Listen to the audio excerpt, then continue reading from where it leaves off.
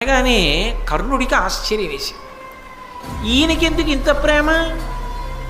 ఇవి అమృతమయములు, నాయనా నువ్వు చచ్చిపోకూడదురా, నువ్వు బతికుండాలరా నాన్న, నువ్వు 10 కాలాలు ఉండాలరా, ఈ కవచకుండలాలు ఇచ్చేయకురా నాన్న, రేపు వచ్చి ఎవడో అడుగుతాడురా నాన్న, ఇన్ని చెప్పడం కేవలం ఇంటికొచ్చినటువంటి ఒక వ్యక్తికి అవసరమా?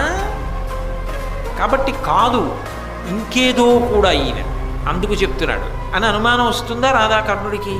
అందుకని అడిగాడు, అయ్యా మీరు ఇలా బ్రాహ్మణ వేషంలో వచ్చారు కానండి, మీ మాటలను బట్టి నాకు అర్థమవుతున్నది ఏమిటంటే మీరు కేవలము బ్రాహ్మణుడు మాత్రమే కాదు, నా ప్రాణముల మీద, నా జీవితం మీద ఆసక్తి కలిగినటువంటి ఎవరో దైవస్వరూపం, నన్ను కాపాడడానికి వచ్చారు చెప్పడానికి, మీరెవరో తెలుసుకోవచ్చా అని అడిగాడు.